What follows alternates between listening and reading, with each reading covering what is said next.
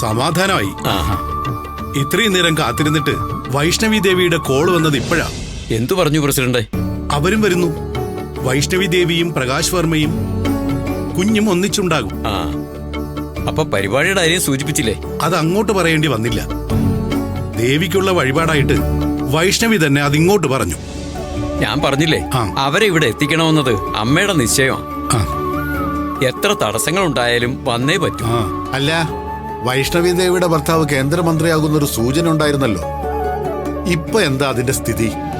ആള് ബഹുകേമനല്ലേ, ഡൽഹിയിലൊക്കെ വലിയ പിടിപാടുള്ള ആളല്ലേ.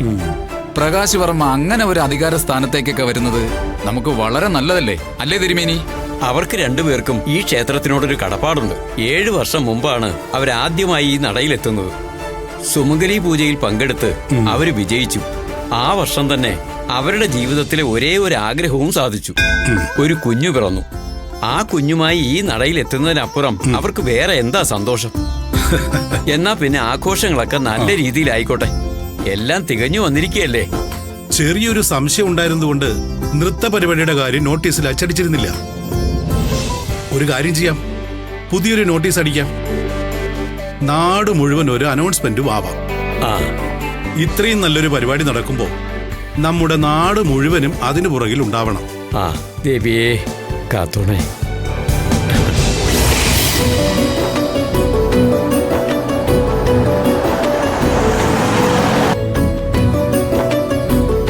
ഇനി ഒരുപാട് ദൂരമുണ്ടോ ഗിരിയേട്ടാ? ഏയ്, ഇപ്പൊ എത്തും. ഇനി ഒരു 15 കിലോമീറ്റർ കൂടിയുള്ളൂ. തനിക്ക് ക്ഷീണമുണ്ടോ? ഏയ്, എനിക്ക് കുഴപ്പമൊന്നുമില്ല. വണ്ടിയിൽ ഇങ്ങനെ ഒരേ ഇരിപ്പിരുന്നിട്ട്. വേണമെങ്കിൽ ഒന്ന് മയങ്ങിക്കോ. സാരമില്ല, എനിക്ക് അങ്ങ് എത്തിയാ മതി.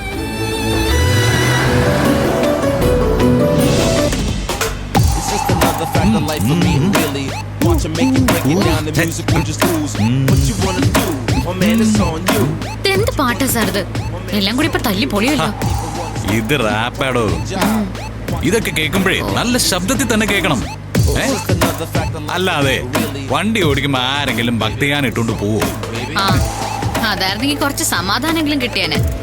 ഓ സോറി, അങ്ങനെ ഇപ്പൊ തൽക്കാലം സമാധാനിക്കണ്ട.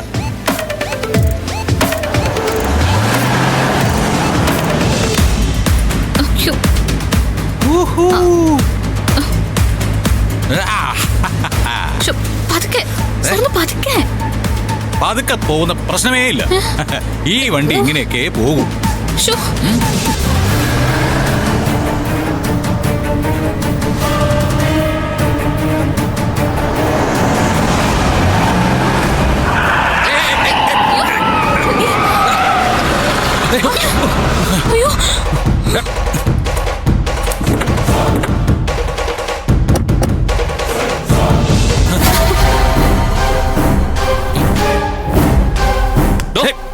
എവിടെ നോക്കിയാണോ വണ്ടി ഓടിക്കുന്നത്? വളവിലാണോ ഇത്രയും സ്പീഡിൽ വണ്ടി ഓടിക്കുന്നത്? താൻ ആരെ കൊല്ലാൻ ഇറങ്ങിയതാ? അത് ശരി, റോങ് സൈഡിൽ വന്ന് വണ്ടി ഇടിക്കാൻ നോക്കിട്ട് നീ കുറയ്ക്കുന്ന? ഞാനല്ല, താനാ റോങ് സൈഡിൽ കയറി വന്നത്. പിന്നെ താനാ കയറി വന്നേ, ഞാൻ നേരെ തന്നെ വന്നത്. കൂടുതൽ അഭ്യാസം പറഞ്ഞാലുണ്ടല്ലോ. നീ എന്ത്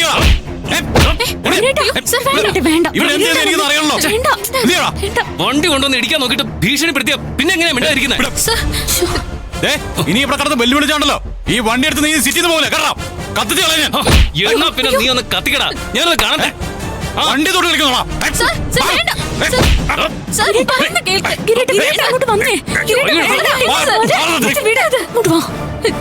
വേണ്ട, അടുത്ത സ്റ്റേഷൻ ഏതാന്ന് വെച്ചാൽ ഞാൻ വിളിക്കാം. പോലീസുകാർ വരട്ടെ. അയ്യോ പൊന്നു മോളെ, പോലീസുകാർ വന്ന എന്നെ എന്ത് ചെയ്യാനാ? നിനക്ക് ഈ സിറ്റിയിൽ ഏത് പോലീസുകാരെ വേണ്ടേ? പറ, ഞാൻ ഫോണിൽ വിളിച്ച് കൈ തരാം. നിർത്തടോ, ചേച്ചി ഒരു പോലീസുകാരിയാ. അത് മറന്നുള്ള കളിയൊന്നും വേണ്ട. അയ്യോ പോലീസുകാരിയായിരുന്നോ? സല്യൂട്ട്. പോലീസുകാരിയുടെ കെട്ടിയോനായോണ്ടായിരിക്കും ഇവനത്തെ അഹങ്കാരം. നിർത്തടോ, താനല്ലേ റോങ് സൈഡ് കയറി വന്നേ? നല്ല വേഷം ധരിച്ചാ പോരാ, കുറച്ച് സംസ്കാരം കൂടി വേണം. തന്നെ കണ്ടാലേ അറിയാം താനൊരു കുഴപ്പക്കാരനാണ്. പറഞ്ഞാൽ എന്താ? എന്റെ ഭർത്താവിന്റെ ദേഹത്ത് കൈവച്ചിട്ടേ ഞാൻ ഇയാളെ വെറുതെ വിടുമെന്ന് കരുതിയോ? നിന്റെ ഭർത്താവ് എന്റെ സാറിന്റെ ദേഹത്ത് കൈവച്ചതോ? അതെന്താ വലിയ മര്യാദയാണോ? ഞാൻ കൈവയ്ക്കും, വേണ്ടി വന്ന രണ്ടെണ്ണം പൊട്ടിക്കുകയും ചെയ്യും. കാണുന്നു നിനക്ക്? ആഹാ, എന്നാൽ എനിക്കതൊന്ന് കാണണമല്ലോ. എല്ലാം കൂടി എവിടുന്ന് കെട്ടിയൊരുങ്ങി വന്നാന്നറിയില്ല. ഈ സിറ്റിയിൽ സാറിന്റെ വില എന്താന്ന് നിനക്കൊന്നും പറഞ്ഞാൽ മനസ്സിലാവില്ല. സാറ് വിളിച്ച വരാത്ത പോലീസുകാരില്ല, സാറിന് സാധിക്കാത്ത കാര്യങ്ങളുമില്ല. ഇനി സാറിനെ കുറിച്ച് ആരെങ്കിലും എന്തെങ്കിലും പറഞ്ഞ ഓട്ടിച്ച് ഞാൻ മുഖം തിരിച്ചോളെ. നന്ദിനി സാറൊന്നും മിണ്ടായിരുന്നേ. സാറിനെ ചീത്ത പറഞ്ഞിട്ട് ഇവിടുന്ന് ആരും അങ്ങനെ പോണ്ട. ഗിരിയേട്ടാ ഒന്ന് വണ്ടി എടുക്ക, നമുക്ക് പോവാം. കുഴപ്പത്തിനൊന്നും നിൽക്കേണ്ട ഗിരിയേട്ടാ, വൃത്തികെട്ട ആൾക്കാരാ. ദേ കൊച്ചെ, ആവശ്യമില്ലാത്ത ഓരോന്ന് വിളിച്ചു പറഞ്ഞാലുണ്ടല്ലോ. നിനക്ക് വേണമെങ്കിൽ ഞാൻ സാറിന്റെ അഡ്രസ് തരാം, പോയി തിരക്കി നോക്ക്. അപ്പൊ അറിയാം സാറിന്റെ കുടുംബത്തിന്റെ മഹത്വം. എന്താടോ നോക്കി നിൽക്കുന്നേ? വണ്ടി എടുത്ത് പോവാൻ നോക്ക്. ഭാഗ്യം ഉണ്ടെങ്കിൽ നമ്മൾ ഇനി എവിടെയെങ്കിലും വെച്ച് കണ്ടെന്നിരിക്കും, ഇവരാരും ഇല്ലാതെ. അന്ന് ഇതിന്റെ കണക്ക് ഞാൻ പറഞ്ഞോളാം. ഞാൻ കാത്തിരിക്കാം മോനെ. നിനക്കുള്ളത് ഞാനും മനസ്സിൽ കരുതി വെച്ചിട്ടുണ്ട്.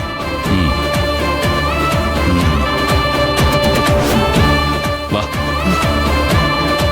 മടി.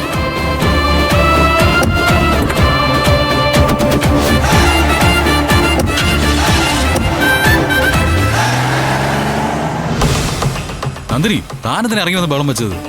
പിന്നെ സാറിന് എന്തെങ്കിലും പറഞ്ഞ എനിക്ക് സഹിക്കോ? ഇവരെന്നല്ല ആരായാലും. അവനിട്ട് രണ്ടെണ്ണം കൊടുക്കണ്ടായിരുന്നു. അയാക്കിട്ടല്ല, ആ പെണ്ണുമ്പിള്ള കേട്ടാ കൊടുക്കാനുള്ളത്. ഇതൊരു കച്ചറ അവര്. ശ്ശെ. നമ്മളൊരു നല്ല കാര്യത്തിനായിട്ട് ഇറങ്ങിയതല്ലേ, അതിനിടയിൽ ഒരു ബഹളം വേണ്ടെന്ന് കരുതിയിട്ടാ ഞാൻ അങ്ങനെ പറഞ്ഞു. പതുക്കെ പോയാൽ മതി എന്ന് ഞാൻ പറഞ്ഞതല്ലേ, വെറുതെ ഓരോ പ്രശ്നങ്ങൾ ഉണ്ടാക്കാൻ. ഇനി ആ പാട്ട് വെക്കുന്നുണ്ടോ? എന്നിട്ടങ്ങ് പറഞ്ഞോ. ഇല്ല, പിന്നെ എന്നെ കുറിച്ച് ഇത്ര നന്നായിട്ട് ചിന്തിക്കുന്ന ആൾക്ക് കുറച്ച് സേഫ്റ്റി ഒക്കെ വേണ്ടേ? ദേ നമുക്കിനി പതുക്കെ പോയാൽ മതി. ഒരു പ്രശ്നം ഉണ്ടാക്കുക, എന്നിട്ട് അടുത്ത നിമിഷം ഒന്നും അറിയാത്ത പോലെ പെരുമാറുക. എടോ, അത് ഈ വണ്ടി ഓടിക്കുമ്പോഴുള്ള ശീലമാ. വണ്ടി ഇടിച്ചു കഴിഞ്ഞാലേ എവിടെ നിന്നാണെന്നറിയില്ല, പെട്ടെന്നൊക്കെ ചാർജ് ആവും. എന്നെങ്കിലും അവനെ എന്റെ കയ്യിൽ കിട്ടും, അന്ന് ഞാൻ കൊടുത്തോളാം. വാ.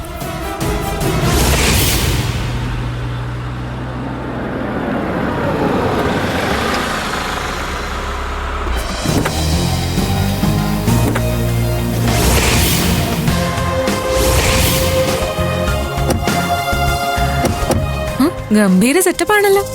പിന്നല്ലാതെ ഇത്രയും വലിയ ബിസിനസ്സുകാരുടെ വീടല്ലേ. വാ. ഗിരി, അതെ. ഇതിലാരാ മഞ്ജു? ഞാനാ. ഇവിടെ മഹിമ, അനിയത്തിയ. ഡീറ്റെയിൽസ് ഒക്കെ ഇവിടെ ഉണ്ട്. ഞാൻ ഇന്ദ്രജ. വാ, മമ്മി കാത്തിരിക്ക. ചേച്ചി, അമ്മയും മക്കളും എല്ലാരും കൊള്ളാലോ. വാ.